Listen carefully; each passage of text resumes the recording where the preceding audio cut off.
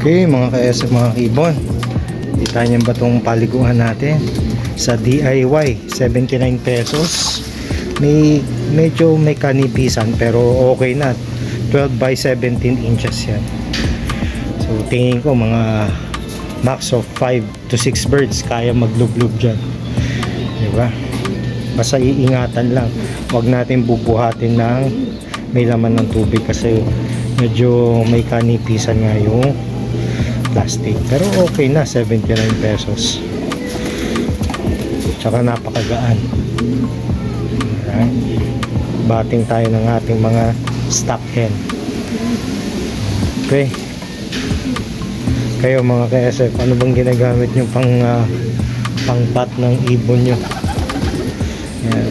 At least ito, ang taas niya nasa tingin ko 4 to 5 inches yan. Diba? Tapos mamaya yung ating mga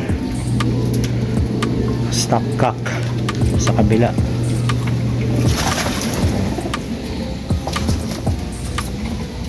Ay mga ka-SF, mga kibo, no? Saktong-sakto sila.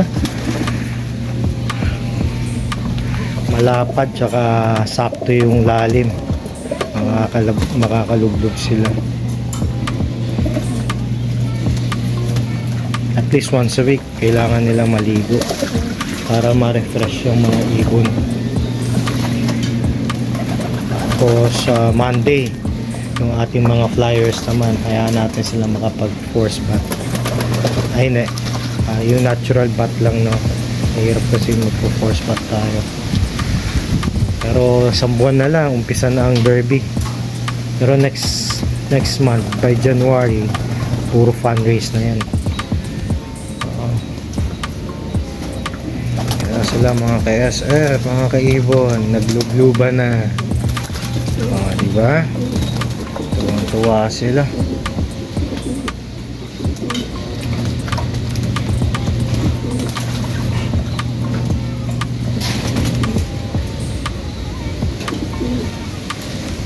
₱79 sa DIY. Murang-mura.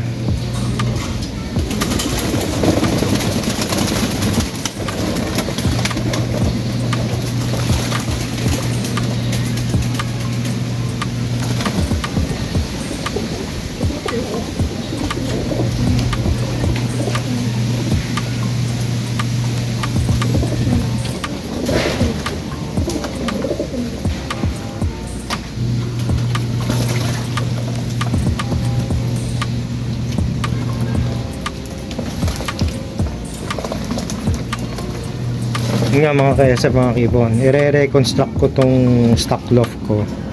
Itong nasa baba, per section kasi nasa 8 feet. So ang gagawin ko, itong gitna gagawin ko per section, gagawin ko itong side 6 feet, sa kabila 6 feet. Maglilib ako ng 4 feet dito sa gitna, which is ang gagawin ko pang access para kung gusto nilang maligo. Bubuksan ko lang yung pintuan dito sa hen section, papasok na sila. Pag tapos na, labas na sila ulit.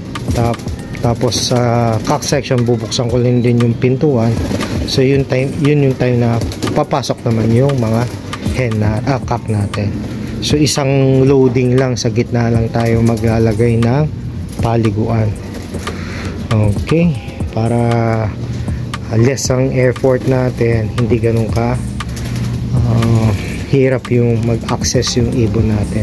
At least isang pintuan lang ibubuksan natin para kung gusto nila maligo, bubuksan lang natin yun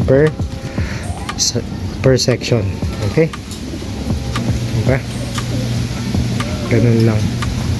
Tapos ibababa ko to ulit, ibababa ko ng 5 feet